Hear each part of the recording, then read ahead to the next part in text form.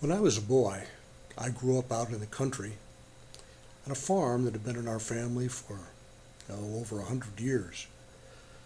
My grandfather lived across the drive and up the hill a bit in an old farmhouse that had been part of the farm. And I used to go over to my grandfather's house at night and sit outside with him. And he'd tell me stories about when he was a boy growing up on that farm. One of the favorite stories that he used to tell me was when his cousin, Annie, came to live with him. He was about 7 years old at the time, and Annie had been living in the city with her parents. But in the great blizzard of 1888, both of her parents were killed, and Annie was left an orphan, all alone in the city. Because she wasn't old enough to live by herself, she came out to the country and lived with my grandfather and his family. He was about 7 at the time. Annie was about 11. And as was the custom, when an orphan came to live with relatives, Annie was expected to do a lot of work around the farm and a lot of chores around the house, and she did all of that.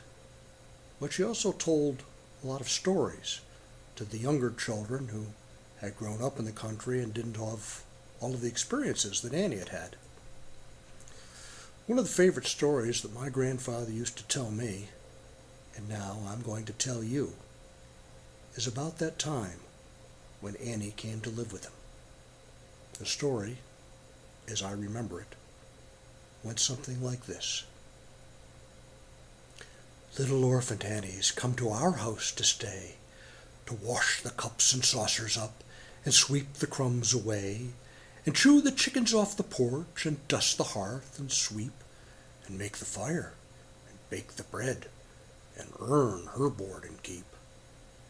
And all us other children, when the supper things is done, we set around the kitchen fire, and has the mostest fun, a-listening to the witch tales that Annie tells about.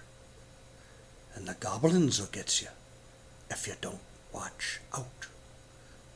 And once there was a little girl who'd always laugh and grin and make fun of everyone and all her blood and kin. And once when there was company and old folks was there, she mocked 'em and shocked 'em and said she didn't care.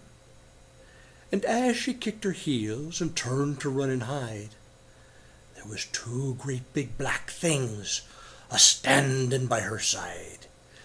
And they snatched her through the ceiling, for she knowed what she's about. And the goblins'll get you, if you don't watch out. And once there was a little boy who wouldn't say his prayers. And when he went to bed at night, away upstairs, his mammy heard him holler, and his daddy heard him bawl. But when they turned the covers down, he wasn't there at all. And they seeked him in the rafter room and cubby hole and press, and seeked him up the chimney flue, and everywheres, I guess. But all they ever found was just his pants and roundabout. And the goblins'll get you, if you don't watch out. And little orphan Annie says, when the flame is blue, and the lampwick sputters, and the wind goes, ooh, ooh,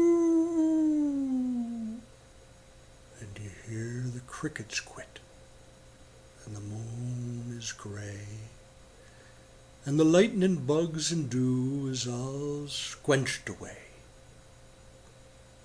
You'd better mind your parents and your teachers fond and dear, and cherish them that loves you, and dry the orphan's tear, and help the poor and needy ones that clusters all about, or the goblins'll get you if you don't watch